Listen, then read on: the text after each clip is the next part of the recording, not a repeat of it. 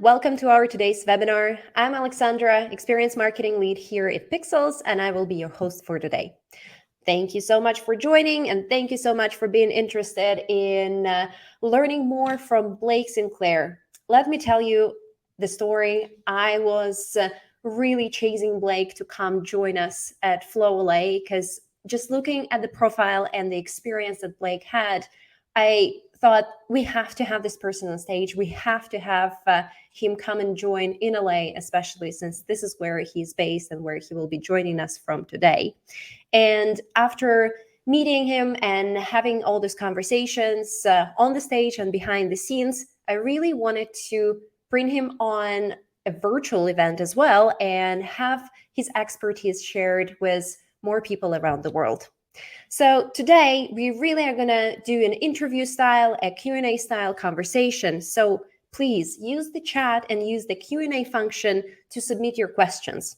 We have quite a lot prepared for you that we want to cover together with Blake, but it's also about what you want to learn. So do not hesitate to drop your questions at any point in time and we'll make sure to address them.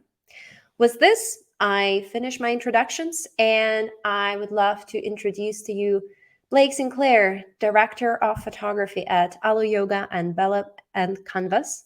Blake, please join me on stage. All right. Hi. Hi. Good morning. Morning.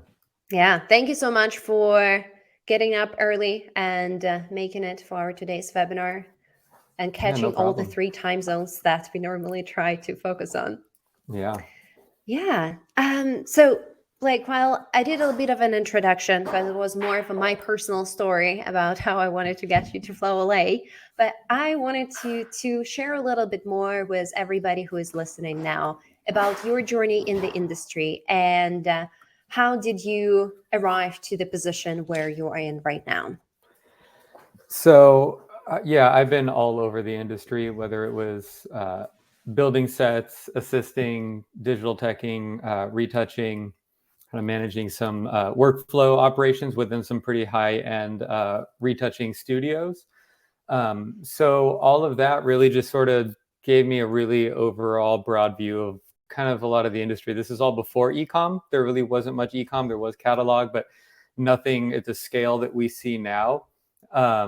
So I really gravitated towards that workflow side of things where I just loved watching, you know, how to make images move through the whole flow of it all more efficiently or faster, but without sacrificing quality. I was still very interested in, you know, making the cleanest, sharpest, most color accurate images possible. So with all of those kind of as part of my background and not losing the understanding of how a studio works and how, you know, shooting and lighting and all of that stuff, I found myself working in-house as just a retoucher at a clothing company in LA. I was living in New York, moved to LA, just needed to start figuring something out here, and ended up kind of as a permalancer in a really pretty fast-paced, you know, fashion company. And it was in the very early stages, working in like almost like a basement hallway where there was this, like a makeshift studio happening. They were sort of learning how to do e-com.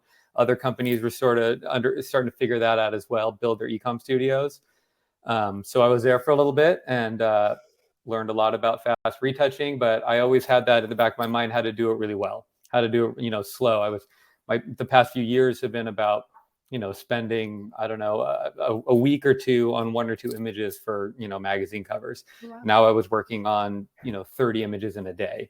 So, you know, just kind of finding the little spots in between the two where I could allow both to live really well. And then I ended up going to another studio, building up an e-com studio for them in Huntington. It was you know, they service multiple brands, and I built that up pretty much, and then that had its changes, and then I ended up over at Bella Canvas and Alo. They ended up, you know, starting Alo at the time when I started there as well. So yeah, that's amazing. You've really seen it all, and like even since before the industry has started and how it has evolved.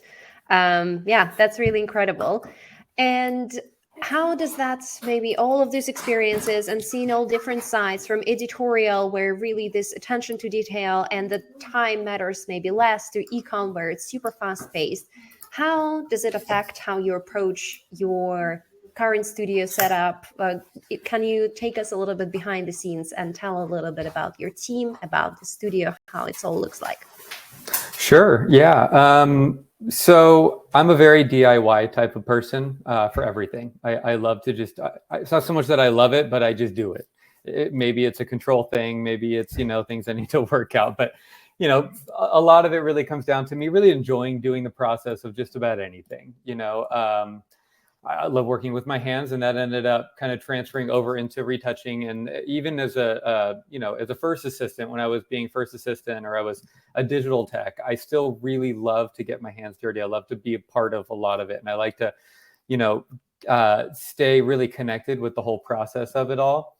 Now I'm a little bit older and I don't like to lift C-stands as much as I maybe used to, but, even when I was working as either photo director or I was working with other freelance photographers, I still like to be involved with the crew. I love to work with the photo assistants. I like to meet all of them and learn with them and get my hands dirty a little bit. And, so I think that that ethos lended really well to how I started managing my studio. So I did it all. I went from, pixels to paths to color correcting to exporting all the way through. I used to be the one that would do all that.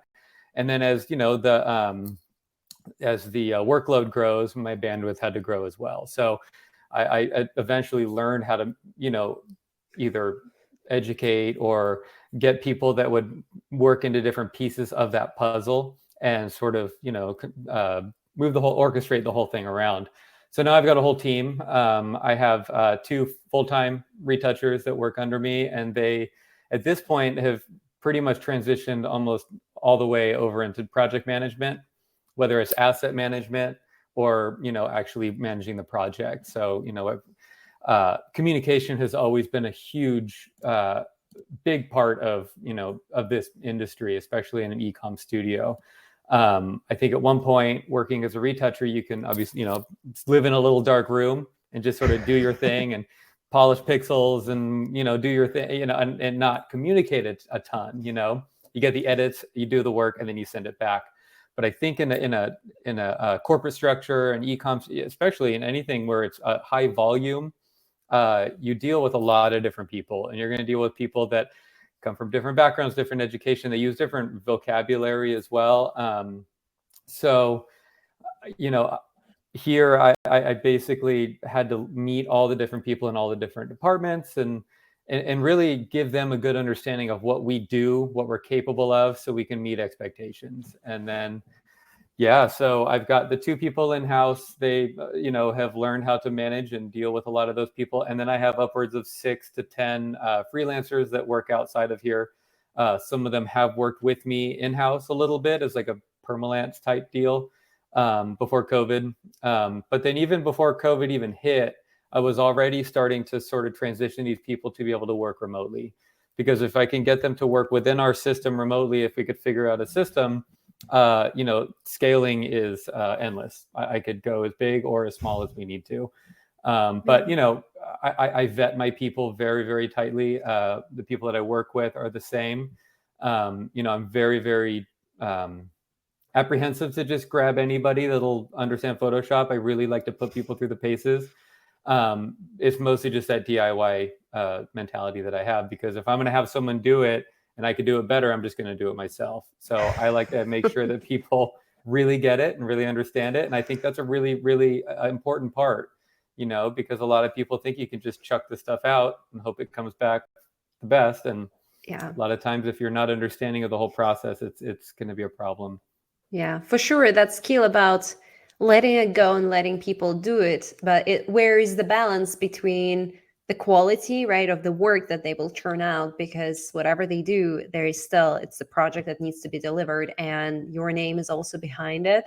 So I'm very curious what you mentioned, that you have 2 people in-house that have I wouldn't say started as retouchers and now have more of this project management. So how did that growth happen? So did you facilitate it somehow? Because I know you've been on the panel about the growth and leadership in Flow LA. So I wonder if you have any practical examples or maybe also advice for everybody listening, how you can evolve and grow your team to take on new roles and expand in their responsibilities. Sure. Yeah. It was organic between both of them. Here and there. I think because I've been through what they're going through and what they have dealt with, as far as having your expectations in a photo career and having the reality of a photo career. Those are two very different things. And I think that it lends itself to any creative endeavor, whether you're painting or you're writing or you're making music. I think understanding that what you do is going to be the work. Your expectations of the work is not it. That's not going to, that doesn't dictate what the work is. So, I went through photo school. I assisted all these fashion photographers and big high-end commercial people and all that. And I was like, I'm going to be, I don't know, the next Mizell or whatever. And then I work with a couple people that are at that level, and some of them great, some of them not so great as far as people to work with. There are some screamers out there still. And I learned pretty quickly that that wasn't 100% me. I wasn't going to be the really loud, exuberant, crazy kind of fashion photographer that has a massive ego. And that wasn't really going to work for me. So I ended up working with a couple people that were a little bit more along the lines of my personality. And I saw how their career sort of flourished and how the relationships that they had with these different clients and the work that they were doing was still very good, and it felt very honest, and it felt very, good to them. So I started sort of figuring out what that looked like for me, and that's sort of where I ended up in an e-com studio or even like a high production or a high quantity type of workflow environment where the work wasn't so much, I wasn't shooting like, I don't know, some of those highly creative editorial type photographers, but I was creating work that I was proud of, and I was creating work that felt very honest to what I was enjoying doing, and I would see the end result of it, and I was very happy with how it was going, whether it's pushing a few more images through a workflow and keeping quality up, or making color consistency be perfect throughout multiple assets and different types of places that these images are going. So having that sort of be what I was doing felt really good. So I've been there. So my in-house people, they started as retouchers. One of them had a very, a little bit more of a heavier retouching background. One of them, I think, kind of learned on her own. She was a painter. She worked in sort of like a smaller retouching, or not retouching, like an e-com clothing company of some sort, and just sort of figured it out on her own. I don't think she really knew she wanted to be a retoucher. And to be honest, what's kind of strange is a few of my favorite and best retouchers that I work really well with, they didn't come in as retouchers either. Like one was like a motion graphics guy, one was an illustrator, one was like they have these different sort of backgrounds that I think lended to what they did really well. But it wasn't just in retouching. They didn't just know the standard practices of Photoshop. They had a different sort of point of view of everything. And then I think that sort of mentality, I think, was really interesting to me because they're bringing something a little bit different than just understanding the different layers and the different blending modes and all that stuff. So basically my in-house people, sorry to get back to this, they came in as retouchers. They did the retouching for a while. And then specifically one of them was like, I want to see what happens in the photo studio. I'd love to maybe try and shoot a little bit. I want to see how, I never really assisted much. We've got the studio right here. Would it be cool? I think she's just, she wanted to level up a little bit, see what else is out there, what other avenues she has. I'm like, great, let's do it. So brought her in, had her as kind of like an assistant tech for me on a few e-com shoots. She popped in behind the camera and shot e-com a little bit, moved some stands around. And I think it became pretty clear that she wasn't really that stoked about it. It didn't really fit. I think shooting wasn't really going to be her career. And she was very honest about it. And I also like to keep a very open door about all this stuff, that if it doesn't work out, that's not a failure. You're not failing. I'm not going to fire you. It's not like, oh my God, your old job doesn't exist anymore. There's none of that. I really try and keep a very open policy about coming to me with any sort of, wants or needs. And then if it's not really working out, I'm very, I like to keep that vulnerability very transparent and open. Yeah, I really like this, what you're saying, because I feel like for many, especially young professionals, they feel if they show initiative, then they have to succeed at it, and there is no way back. It's a kind of as if you are shifting gears completely, and you pick that new area, you have to follow through. And what if you want to go back? So I think, yeah, as a leader, it's very important. And I mean, kudos to you that you allow your people to do that and feel comfortable about this. Yeah, we try. And, it worked out. Sorry, side note to that story. I had to shoot kids one day, and she's very nice, very sweet. She has a baby of her own now, and I had to shoot these little kids, and it's fine. I've shot kids. I have my own as well. And there's one little baby that was probably 2 or something, and just freaked out when I came on set with the camera, like just cried, wasn't down. So I asked Andrea, I was like, can you just try and shoot, maybe, and she grabbed it, and it worked great. She's the only one that could shoot that kid. So it worked out great for the day. And then after that, she's like, yeah, I'm going to go back to computer, maybe see if I can, So then she started working more. Like I said, she's very friendly, very nice. She really understands the whole flow of everything. And her personality lended really well to project management, to dealing with the marketing team, dealing with a lot of our retouchers that work in-house, making the little connections between, this guy's really good with color. This guy's better with pixels. This guy can extend backgrounds for days and do it really well and spend time. She sort of started to learn and understand who does what really well, and is now kind of putting those pieces together. And so that's kind of a new strength of hers, which is pretty cool. Yeah, that's awesome. About discovering people's strengths and kind of giving them to evolve, but still, allowing this side tracks such as photo shooting baby. If that works, for the baby, then that's what we have to do, basically. Yeah, exactly. Yeah. And kind of also shifting gears a little bit in our conversation, we talked about the people side of things, but if we talk about the workflows and the whole automation, I remember you once mentioned that the workflows are a bit like a game of chess. So can you share a little bit more about the depths of this association and why does it work for you like chess? Yeah. So, I mean, the chess analogy, I think, made sense for me. I played a lot of chess as a kid, and I still like to play with my kids and whatnot. And the more you play it, I realize that, with the board, you have all these pieces, and all the pieces have different hierarchies, right? Like they have, or not even hierarchies, they just have different abilities. They can move differently, but really on the board, none of them are more important than the other. I mean, you could checkmate somebody with pawns, that could be the final mover. You could do it with a queen, you could do it with a bishop, you could do, they basically all have different ways that they flow about the board. But understanding that they all have their sort of places, and that they all have pretty much equal power. So, a lot of times I'm just going based off of other companies that I've dealt with. They treat every project the same. They'll have an e-com shoot of 400 images, or they'll have a campaign shoot of 50 images. And they'll just say, oh, we just send them out here, and then they come back, and then it's done.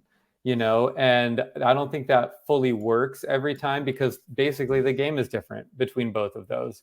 So I've really tried to treat the different projects with different flows, with different workflows, utilizing, I basically use the same general structure, the same general tools, but sometimes the different tools will get different, basically, treatment, so where ecom might have a few more steps, but some of those steps might be a little bit quicker to be able to get through that amount of images, where a campaign shoot might take slower on certain parts of the workflow, and then not really need other parts of it as well. So it's really just a matter of kind of how to flow it all through. Right. And was that a kind of very, I want to say, handcrafted approach? And it looks like you take really every project individually. I wonder what's your take on the automation, and when it's needed, when it's excessive, how do you handle it? Because, there are opinions varying from automate everything, like everything just as much as possible, to take it away. It's all should be creative process and manually. So what's about you? I've gone back and forth. I mean, when I used to work in that retouching studio, it was my job to create a lot of automation, as far as like, retoucher finished this massive, layered PSD.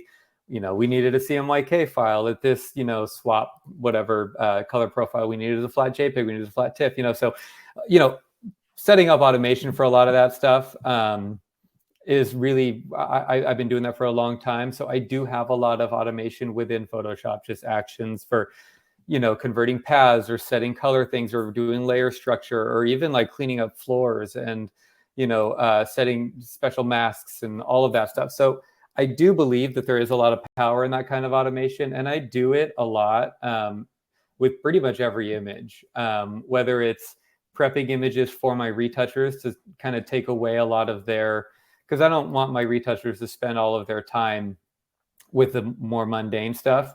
I pay them for their brain. I pay them for their creativity, and that also frees them up to do the creative type stuff, whether it's a background rebuilding or color correcting or whatever.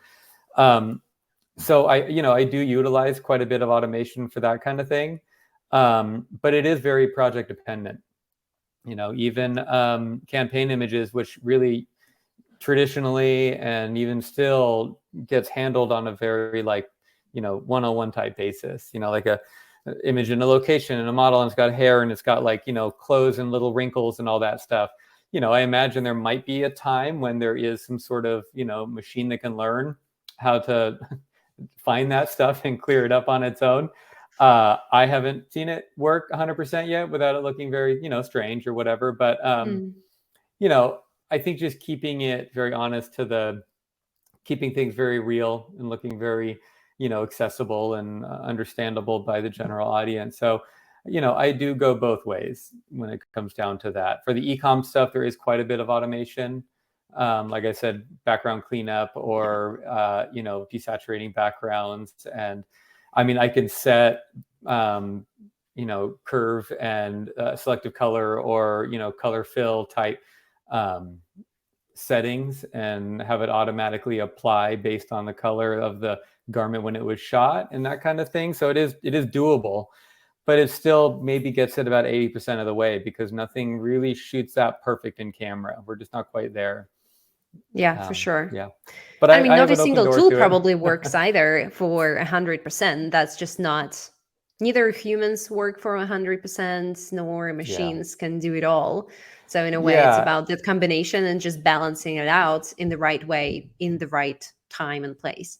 Right. And I think a huge thing, so there's the whole AI thing, I get asked about it all the time. And Well, I think the word gets... It's 2023. You got to be asked about that. Totally. And I think it gets a little confused as to what AI really is. I think some people use the word AI and they just think digital art because AI was just pulling all the digital art off the internet and making assets out of it, basically. So it's a look, but really what separates AI from machine learning, which is essentially, the computer learning how to do a thing, I feel like when the computer learns how to do it better the second time or the third time based off of your input, that's when it starts to get interesting. I think that's when it starts to become, AI, really, the artificial intelligence, the intelligence to be able to see what didn't work well and then tries it again and does it better. And I haven't had any real things that work out, for my system yet, but maybe one day. Maybe one day. I mean, we already learned you have high standards for people. So I'm sure you have high standards for tools. And at this point, actually, I want to bring up a couple questions that we had in the Q&A about the tools, because that just is very much with the context.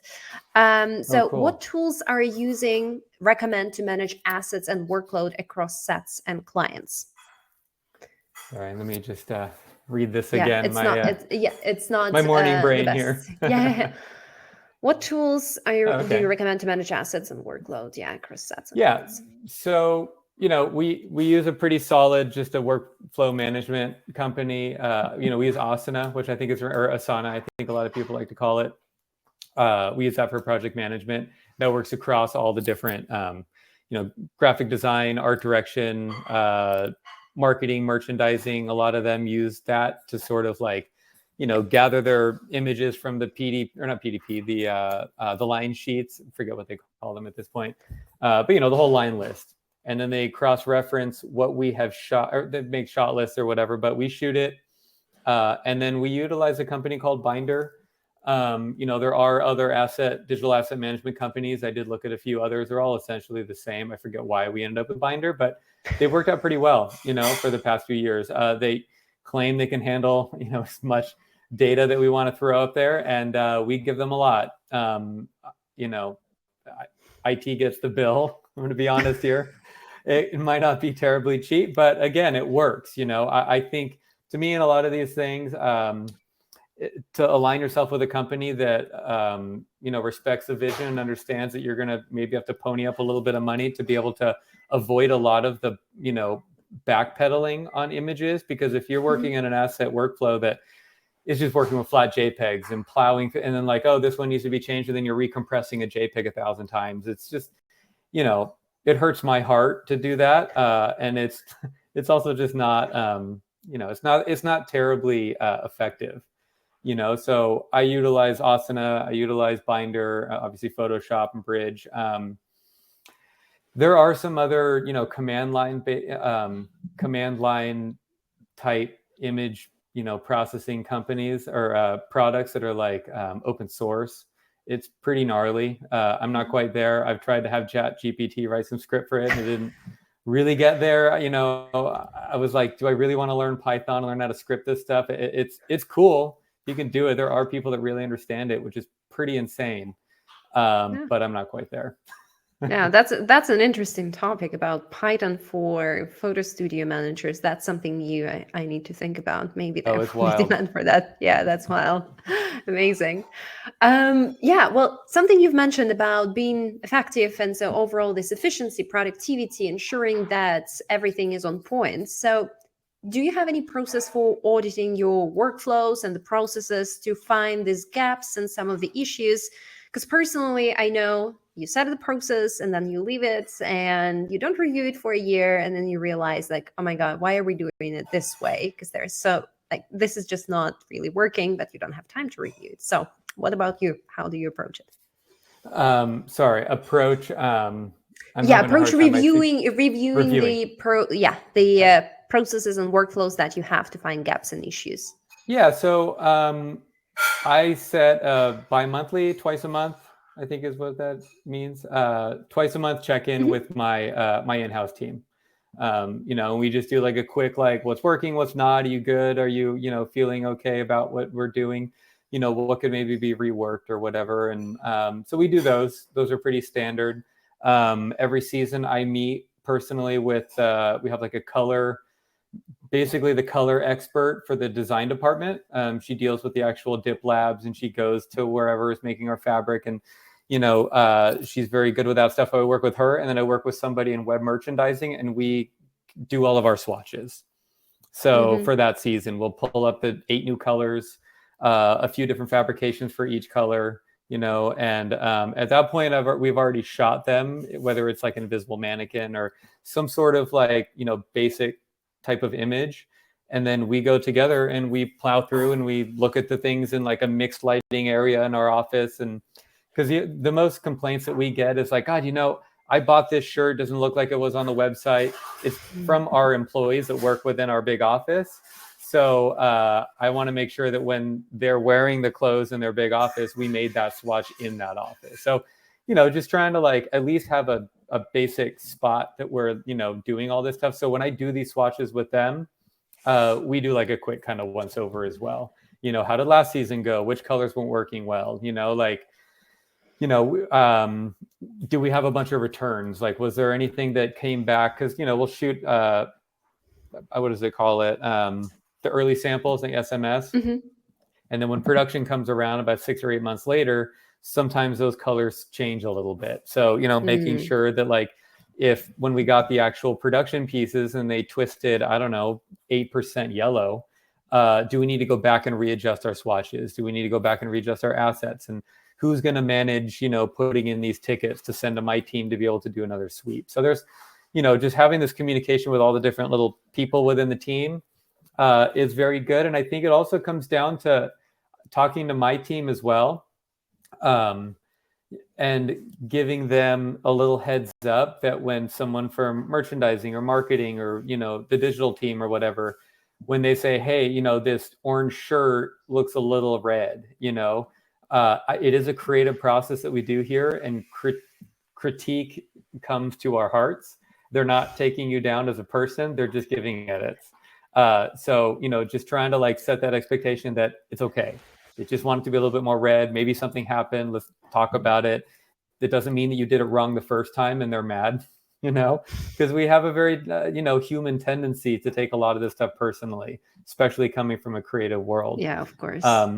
So I really just try and, talk with my team and them as well, because there is a lot of language that comes through digitally that people take very personally, and maybe in a digital sort of, medium of just words, you don't get that emotion. You don't understand that they're just talking very friendly, but in text, it doesn't come off as friendly sometimes. So, I really try and really have these kind of conversations with both sides. Yeah, that's a very good point. That writing, and especially communicating feedback in writing, is an art, and it's very hard to get it right, and it's also very hard to perceive it right. That's for sure. Yeah. And at that point, I wanted to bring up the question that Katrina has asked about what's the key or your best advice to managing and motivating creative people, since we are talking about the creative nature and creative personalities. So how do you go about it? Yeah, I think it's opportunities. I think opportunity is a big one. We either creating opportunities or allowing people to come up with, if they want to try something new, like I had the one girl that I work with who wanted to try something and it ended up morphing into something else. Or, my other guy that works here, and he is very similar. He came in, he wanted to practice a little bit more retouching stuff. We wanted to shoot a little bit more different things and all that. So, I mean, really, it's just a matter of giving the opportunity to fail and giving the opportunity to succeed, like, having equal weight on both sides, and understanding that, like, whatever you're going to do is going to be a path forward. None of it is really going to be the only way backwards is to not do anything at all. And I think I really try and motivate them in that way to, what did you do last year? What can we do this year? Even in those, those twice a month meetings, like, what worked last week or last month, and what can we do better? Or, what is going to make you happier? What is going to keep you fulfilled and, doing the work in a way that makes you happy, in a way that makes you feel satisfied. Yeah, I really like the word opportunity, because I think for creative people, I mean, for majority of people, it's when you feel like, okay, there is no opportunity for me to grow, no opportunity to try new things. So it does come up, like, that's when you feel shut down, and that you just will repeat your work day after day, and there is no progress and no way to evolve. That's great.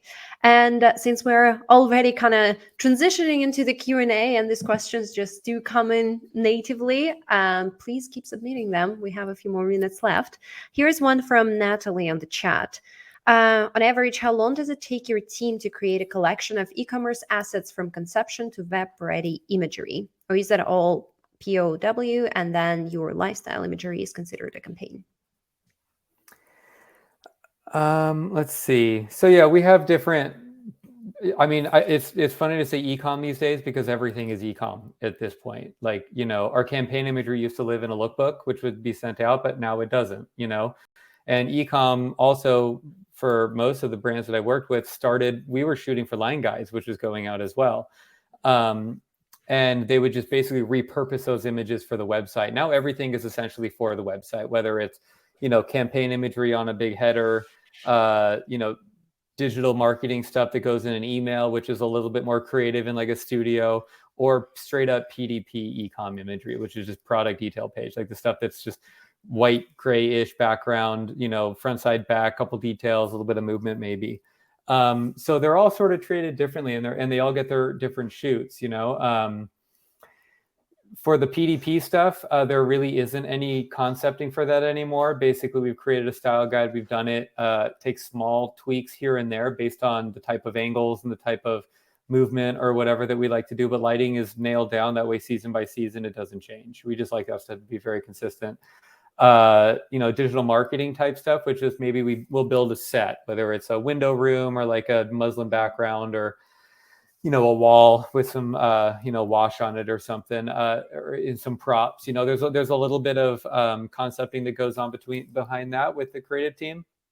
I don't know how long it takes them, probably a few weeks from, doing a little research, concepting based on, they talk with the design team of what the vibe of that season is and what's going to sort of live well with the campaign images as well, because campaign is typically on a location, whether it's, in Bahamas or it's in a house in the Palisades or in the snow or whatever you end up doing. You want to make sure the palette is, pretty consistent. So, there's a lot of communication between all of that. And as far as post goes on all of those, I try and talk to, I try and push for at least a couple weeks from when I get my selects to when I can polish them and get them ready for color correcting. We don't color correct everything up front, mostly because it would take a long time based on the amount of attention I like to give every image. So my approach has always been, get these images about 80 to 90% of the way. And then when the color correcting is done, because that's something that I like to have done in-house, with my team, it's also something that needs to be easily edited. If, like I said, if something twists a little bit red or a little bit yellow, we need to do it again. So, I get all the pixel work, all the, background cleaning, all the logos, all of the paths and all of whatever we need to do to these images, 80 to 90% of the way there. And then at that point, that's when the marketing team will say, hey, we're launching these images in a week, give them a color correct. That's when my team color corrects. That's when my team also kind of acts as QA, which is another big reason why I vet them really tight. I'm very you guys are the last eyes on these. You guys are the last person looking at these things at 100%. So make sure you're scanning them for loose threads, little twisted things that weren't be able to see on a little thumbnail on Binder. As we're color correcting, you guys are the last sort of, pretty much the last person to look at these to make sure they're good. So I trust them. They've done a pretty, a great job. Obviously, there are times when they're plowing through too many images and they can't quite get it, but I know they do a very good job. As a subscriber to Alo's emails, I can tell you, they look really beautiful. And I really encourage everybody to go and subscribe. You might end up shopping a little bit more, but they really look amazing. Like every newsletter has so many great visuals. And I was listening to you say, and I was like, oh yeah, that's true. Color palette, everything is just perfectly nailed. So yeah, I encourage everybody to go and subscribe. And there is a lot going on. I got, I think, emails every week, if not more often. So I imagine that keeps your team busy for sure with all the final touches to the images that go into campaigns. We have one more question and we have just a couple more minutes left. So do you find there is any preference on your side for off-figure versus on-figure photos for on-site PDP pages? Man, that's a age-old question. Honestly, it goes back and forth. And it goes depending on brand too, because like I said, I work for two brands. I have Alo and Bella Canvas. Bella Canvas is a wholesale t-shirt company. And especially when it comes, I come from surf industry, which has its own personality as well. And men don't like to shop from other men in that type of world. It's a thing, I don't argue with it. It's just, it was data driven for a long time. So when we shot on guys, we'd cut the head off because I think there was always some weird thing where dudes just didn't want to shop on other dudes wearing board shorts and rash guards. So we ended up moving to mannequins. We ended up moving to flats because it takes the personality out of it. You're just literally looking at a garment. And I think that's sort of how it is, where I think women shop a little bit more emotionally. They like to see a whole vibe. They like to see the whole fit. They've been doing this since they were kids, going into, department stores. That's part of it. They shop, my daughter follows lots of other, girls doing, their makeup and wearing clothes on TikTok. It's a very different thing. So I honestly think that it's very industry dependent. Bella Canvas is a wholesale t-shirt company. We're not selling, we do sell a vibe. There is certain lines that we do where we have locations and models and movement, and we do try and sell some emotion there as well.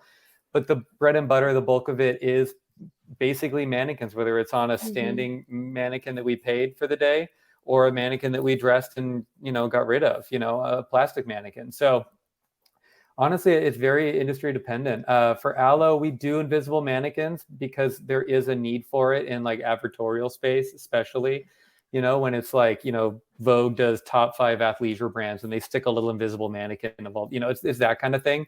So PR really does use those a lot. And I think those work really well because they fit the little grids a lot better. But on a PDP page where we're trying to sell like you know, a vibe, like our sort of who we are as a brand, you know, the type of people that we like to, you know, feature wearing our clothes, you know, and, you know, you know, we have a lot, you know, so we really try and feature that and show that, you know, and I think that really does speak across all asset places where a mannequin might not so much. So yeah, I don't know if I have an answer to that one. It's a tough one. We do go back and forth. Yeah, no, but I think it's actually a great answer and something to think about, right? And make A/B tests. And we have Jen commenting as well that they did some A/B testing and that men sold better with lay down and women sold better on body. So this is definitely, if someone listening hasn't done such A/B tests, maybe that does make sense. And it's not just about the type of clothes or collection, but also about men's versus women's or kids and so on. So a lot of things to consider. Well, and with that, I know we even went a little bit over time, but this conversation has just been flowing. And thank you so much, Blake. That was a great conversation, as always. And I hope Sure. that we'll have one more opportunity to catch up at some point. And if Yeah. people will have some more questions, can they find you somewhere on LinkedIn or maybe somewhere else to connect with you? Sure. Yeah, I'm on LinkedIn. I finally dusted off my old commercial Instagram account. I've been in house for so long that I just left it dormant. I had this, you know, I have my personal one, which is like my kids and my dog and the stuff I do. So I made I kind of revamped my old commercial Instagram account, which is just Blake Sinclair photo. There is a link to it on Blake Sinclair, just on Instagram if you want to follow along. It's old stuff, commercial stuff that like my friends don't really need to see, but you know, it's out there. I think it goes back to just sort of still being proud of the work you do, even if you're in an in-house space. You know, it's just it is all a creative endeavor. I don't know. I'm reading that Rick Rubin book. I'm moving through it. I'm sure some of you have read it. If not, it's a worthwhile scan through, and it talks a lot about the creative process in all different places. It just came out. I don't know. That's a little plug, I guess. Yeah, for sure. And we'll include the links to both your Instagram profile, not your personal, the commercial one, Cool. and to the book in the follow-up email. So everybody joining us today, you can look forward to that follow-up email that will arrive in a couple hours after we wrap up now. And also, if anyone fancies a trip to Berlin in Germany, the next time we're meeting at Flow is on June 13th, this time in Europe. So I just dropped a link in the chat. If you would like to join us there and meet in person, do so. With that, thank you everybody for joining. Thank you, Blake. And till the next time. Yeah, have a thank good you. day. Bye. Bye.